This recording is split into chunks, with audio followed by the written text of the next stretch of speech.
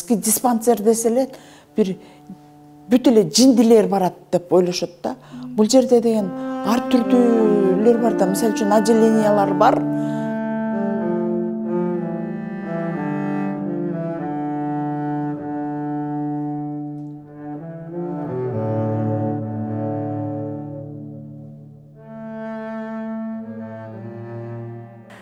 Психикалык оорукана дегенде эле дароо караңгы бөлмөлөр, темир тосмо менен тосулган терезелер, ар кандай үндөр, колу буту байланган пациенттер.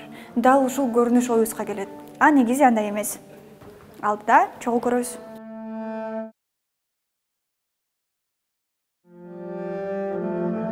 Бияка келип көрүнүп эметсем, капельница жазып, укол жазып эметип, дарылангандан кийин азыр жакшымын. Бул жерде жакшы дарылайт негизи жакшы дарылайт. Канча убакыттан бери келесиз? Биринчи качан келдиңиз? Мен бул оору менен ооруганыма көп жыл болду. Келгениме ушу азыркы ушул учурда дарыланып аткан бир айдай болуп калды. Уйкум кетип, анан приступ болгон күндөрүм да болгон. Ана акыркы жылдары приступ жок, ошо нервничтетип, анан эме болом да, уйкум качат да, түнү менен уктабай чыккан күндөрүм болот. Анан сразу эле бияка келип, анан бияка дарыланганга туура келет да. Негизи ушунун баары эмнеден болду сизде? Кандайдыр бир чоң жашооңузда бир нерсе болду беле? Балам, анан баламдан кийин бир балам менен тең иним каза болгондо, ошол экөө каза болгондон кийин анан ушундай нерсе пайда болуп калды да. Катуу нервничтетип кеткенден ушундай болгон экен да. Азыр жакшы, жыйынтыгы жакшы. Азыр жакшы, жыйынтыгы жакшы. Азыр жакшы эле болуп калдым. Биринчи келгенде өзүңүз келдиңизби? Ооба, өзүм эле келдим. Өзүңүз эле келдиңиз, э? Азыр бизде коомдо көп да башталышычы көбүбүз деле стресске түшөбүз, биз дагы депрессияга түшөбүз, анан бул жактын жана атынан коркуп эле көпчүлүгү келгиси келбейт да. Ошо атынан көпчүлүктөрү ошу психический диспансер десе эле бир бүт эле жиндилер барат деп ойлошот да. Бул жерде деген ар түрдүүлөр бар да, мисалы үчүн отделениялар бар, закрытый бар, открытый бар. Отделенияларына деле жатып көргөнбүз. Ар түрдүү адамдар келип жатышат да. Өтө күчөп кеткендери да бар, жаңы башталып келаткандар, ортолору ушундай. Ошого карата мамиле кылып, ошого карата дарылашат да. Баарына чексиз. Бир чумага болгону 550 сом. Керектүүнүн баары бир тарифте. Чексиз интернет, бардык түйүндөргө чалуулар, мессенджерлер, социалдык тармактар, телеканалдар, фильмдер, сериалдар. Жана эсимди акысыз кошобуз. Баарына эң сонун мүмкүндүктөр. Переходи на ОМ. Баарына чексиз. Элдин баары эле керек болсо, теги 3-1де жатканда бир министр дарыланып жатты. Закрытый кылып, эшигин ачпай, вообще эме кылып, ошол жерге жалаң чоңдор келип дарыланат экен. Ошо. Бул жердин аты эле жаман да. Атак дарылангандары, дарылаганы, кишиге кылган мамилеси, кадимки эле ооруканада жакшынакай эле. Сон. Мисалы сиз бул жерде жатып дарыланбайсыз, келип кетип турасыз, э? Ооба, меники эме амбулаторный да. Азыр мисалы сиз сыяктуу дагы жана көбүнчө жакындарыбызды жоготкондон кийин катуу стресске калышат, депрессияга түшүшөт. Ошол учурда эми сиз башыңыздан өттү да, сиз чыктыңыз ошол учурдан. Кандай кеңеш бересиз башкаларга?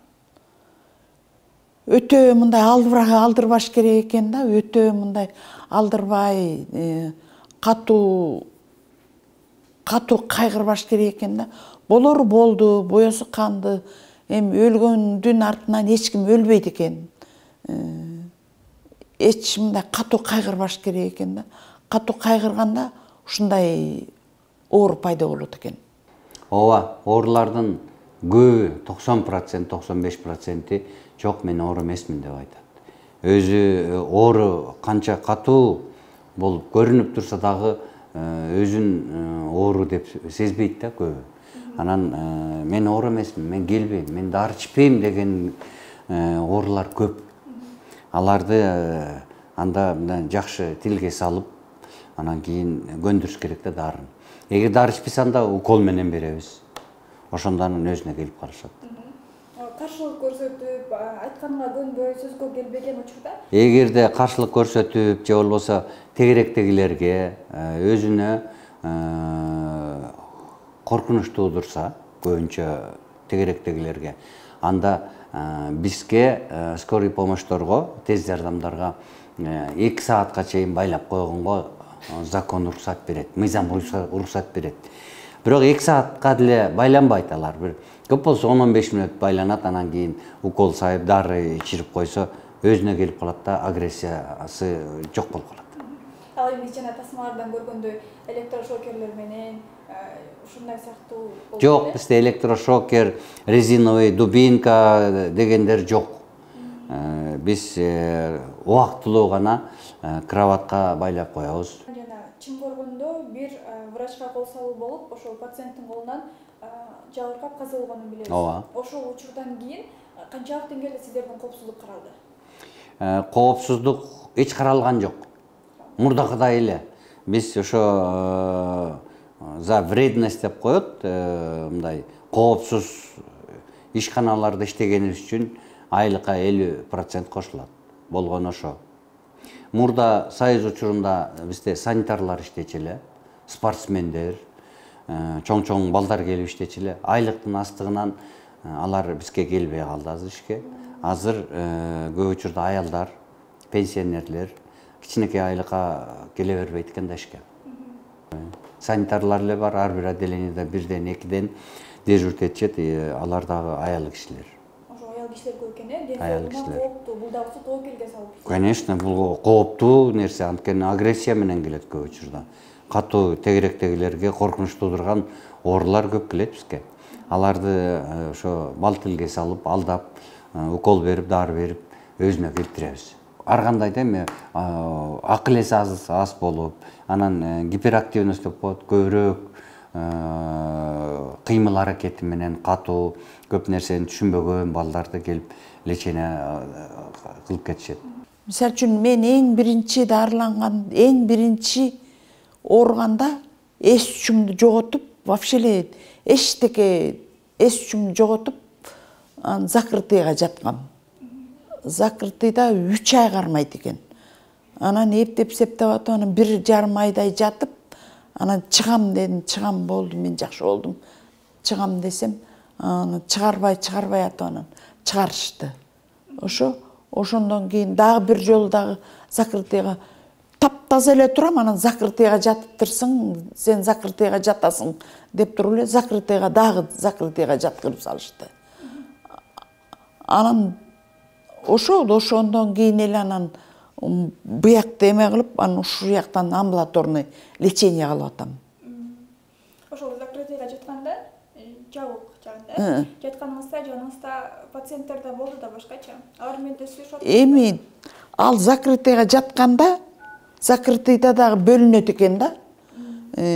Биринчи палатада өтө оорулор жатат экен.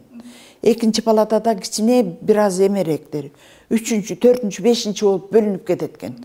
Анан уже меники өтө деле эме болгон эмес. Үйдөн приступ болуп келдим. Анан бирок скорый менен алып келишти да. Ошо 3-4 жолу жаттым, 3-4 жолу жатканда эле скорый менен алып келишти, бирок мындай оор жерине жаткырган жок да. Мындайраак эме. Ал жерде эми өзүнүн тамак ичкен тамагын да билишпейт экен. Мисалы үчүн биринчи палатада жаткандаргыларчы астына клёнка салып коет экен, заара кылып коет экен, ушундай болот экен да. Меники ага чейинки Сиз өзүңүз билесиз, болгон жок да, просто өзүм эле эс үчүмдү эле жоготуп эле койдум да. 91-жылдан бери иштейм ушу сферада. Катуу болуп эч нерсени тааныбай, эч нерсени көргүсү келбей келип жатышат, эчтекени тааныбай калышат. Даже өзүн да, даже туугандарын да тааныбай калышат. Анан врачтын бүт назначенияларын алып, дарыланышып, капельница алгандан кийин өзүлөрүнө келе башташат да. азыр көбүнчө зордуктоолор болуп атпайбы? Балдарын зордуктап коюп, кызын зордуктап коюп, ошондойлор көп келип атат. Анан баягы аябай оорусу өтүшүп кеткенде эмне кыларын билбей, баягы үй бүлөсүнө кол салып, баягы өлтүрүп койгондор болуп атат да. Анан ошол комиссияга алып келишет бияк жакчанчы. Мисалы үчүн жапжаш эле келин келип жаткан, баягы наркология жагында иштегем да, анан ичип, баягы эне аталар өзүнүн эмеси, кыздары, балдар уже тажап, баягы энесиненчи. Анан такыр ичип кетиптир да көчөгө чыгыпчы. Анан уже кыз алып келип ыйлап, суранып жаткызып, анан жаткызып кетишкен да. Анан албай күнү отуруп ыйлай берчи. Себеби сотка анын баарын биз жыйнап койчубуз да, эч ким менен баягы сүйлөшпөсүн депчи. Ыйлап, терезени эме талкалап, кетем деп, бизге аябай эмесин салганда, бир суткачы. Анан эртесинде ошо укол алып, болбой эле дарылап атып, анан өзүнө келип, анан где-то 10 күндөн кийин анан өзүнө келди. Кайра бизден кечирим сурап, кызы келсе кызын кучактап ыйлап, ушундай туура эмес кылып атам, жардам бергениңе рахмат депчи. Эми түрдүү пациенттер болот экен, ар түрдүү. Кээ бирлери нормальный, кичине жакшыраак эле, жакшы эле болгон эмелер болот экен. Мен эми берки эмелерден коркуп, аларга көп барганым жок. Мындай нормальныйлар менен жүрдүм, ошолор менен эле чай ичип, ошолор менен эле дарыланып жүрдүм. Эч тиндей эмелерине барган жокмун. Кээ бирлери авариядан болгондор болот экен. Кээ бирлери дагы сабап түшкөндөрү да болот экен, ар түрдүүлөр болот экен. Кээ бирлери жөн бир келин түштү, жөн туруп эле өрүк терип аткам дейт, өрүк терип атып эле мындайман түштүм дейт. Анан кара куш жагы менен түшкөн экен. Ошондон кийин эле ушундай ооруга чалдыктым дейт. Түрдүүлөр болот экен да. Эми молдо өзүнүн эмесин жасай турган оорулары деле бар, медицинский эми жасай турган оорулары да бар. Эми дем салып, антибиотик кээ бир эмелерге дем салып, эметип койсо, молдолордуку деле нормальный болуп калат. Аны мисалы үчүн мен азыр деген ушул кебетем менен молдого барсам, молдо мени эч нерсе кыла албайт, мисалы үчүнчү. Эчтеке дарылай албайт, эчтеке кылбайт. Бирдемесин окуйт дагы ошо менен кетирип ийет. Психоневрологический диспансер деп аталганы менен бул жердеги врачтар, бул жердеги эмелер, дарылай турган адамдар абдан күчтүү да. Эл эмне дейт, тигил эмне дейт, кой, уят, барбайм, анака деп жүрө берип, күчөтүп ийгенден көрөк, убагында келип дарыланган оңураак да. Уялбаш керек да. Уялгандан эч пайда жок. Ал уялганда кайра ошол оору күчөгөндөн күчөй берет. Ан дарылаганда деле невозможно болуп калат да, ошол күчөгөндөн күчөй берет. Пат-паттан приступ болуп кулай берет. Ошондой болуп калат да. Эгерде убагында келип дарыланбаса. Бардыгын эмес. Ошо дарылап аткан врач өзү көрсөтмө берсе, ушундай ооруга турдотерапия керек десе, анда эгер оору макул десе катышат. Анан жер каскандай катуу оор иштер жок. Болот, көп болсо уборка кылат, палаталарда уборка кылышы мүмкүн. Ошол өздөрүнүн аянтчаларын, ошо больницанын территориясын уборка кылышы мүмкүн, шыпырышы мүмкүн. Так жер касканды жок, андайлар жер каза турган атайын бригадалар келип иштешет эгер керек болсо. Анан жакында эле сиз да көрдүңүз окшойт, интернетте бир видео тарады. Ошол пациенттердин жер казып иштеп атканын. Анан ал видео тарагандан кийин ал жактын жетекчилиги мындай жооп берди: бул эмгек терапиясы депчи. Барбы ушундай? Эмгек терапия, трудотерапия деп коебуз, ал бар. Бирок ал өз ыктыяры менен. Судебный отделениябыз жок. Бирок экспертиза өткөзөбүз. Бул жакшы суроо бердиңиз. Алар кээде болот, мындай ошол оорунун белгилерин атайын айтып, чындыгында оору жок болсо дагы, мындай учурларда биз 3 врач көрөт, комиссиону деп 3 врач көрөт да, эгерде ошол кандайдыр бир туура эмес иш кылган болсо, законду бузган болсо, анда ошол 3 врач чечип берет, оорусу бар же оорусу жок деп. Бул амбулаторный условия да. Эгерде ал диагнозу катуураак болсо, анда Кызыл Жарга жөнөтөбүз. Стационарда 1 айдын ичинде чечип беребиз. 1 айдын ичинде чечип беребиз. Ошо эл алдында мындай да сөз бар, ошол кылмыш кылып, анан ошол жазасынан качуу максатында же армияга барбоо үчүн атайын справка алып, ошол нерседен милдеттен качышат деген. Андай учурлар болот. Бул симуляция деп коет. Эми оорусу жок, бирок ошонун белгилерин калп эле айта берет симулянт, ошо соттолбош үчүн же армияга барбаш үчүн. Андайлар кестешет. Андайларды ошо мен айтпадым, 3 врач көрөт да, комиссионно аны айкындап койсо эле болот. Болот. Анан акыркы учурда бул коомдо бул оору менен ооругандардын көбөйгөнү бул коомдун трагедиясы деп ойлойм. Көбүнчө жаштар арасында, эмне үчүн жаштар арасында деп ойлоп атасыз?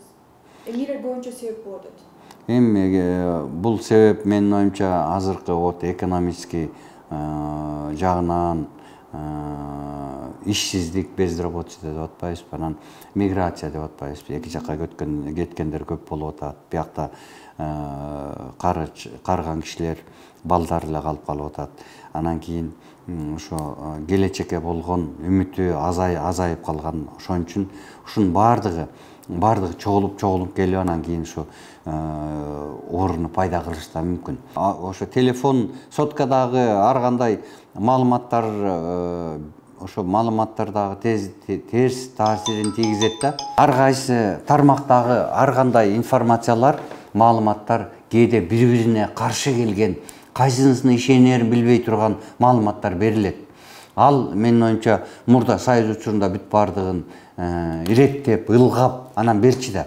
Азыр болсо бардыгын эле бере берет. Өзүн-өзү билбейт экен. Зара кылгандарын, эме кылгандарын вообще эле билбей калышат экен. Өздөрү менен өздөрү сүйлөшүп, бакырып, өкүрүп, кыйкырып, түндүн бир маалында деле кыйкыра беришет, укташпайт. Дары берсе дагы ошо дарыга дагы эме кылышат да кээ бирлери. Ошо күчөп кеткендер ошондон, күчөтүп ийгендер ошондон болот да. Чымгыргонду көргөн жоксузбу?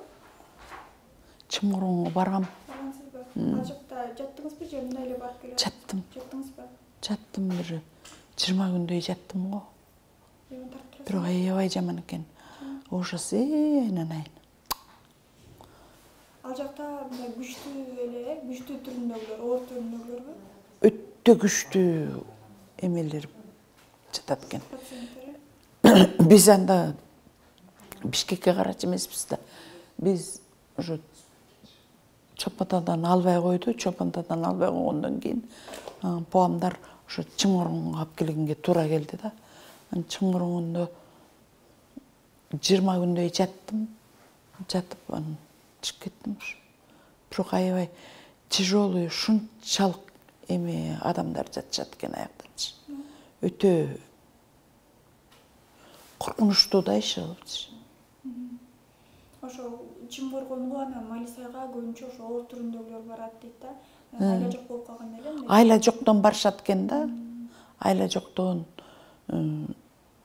өтө оорлор ошол Чымгыргондо, ошо Малисайда болот экен да.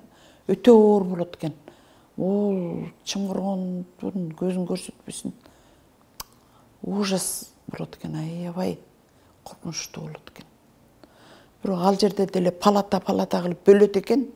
Бөлгөнү менен деле байлап эметсе да ошо байлагандан дагы чыгып кетишет да. Колунда, бутунда байлашат, ошондо да чыгып кетишет. Эмне кылып чыгып кетет? Таң калыштуу да. Бирок ошол жерде иштеген медсестралар менен врачтарга аябай жалко да просточу. Ай десе айды укпайт, ой десе ойду укпайт, эчтеке мындай келесі сыяктуу да почти что жөн эле акырын эле мындай эле бир укол сайып эле өлтүрүп койсо жакшы болмок да. Өтө эле не за что эле тигилер да кыйналып атат. Тиги ооруп аткан киши да кыйналып атат. Не за что эле. Жөн эле бир эле укол сайып койсо кете берет. Аны эмне? Жан таттуу да.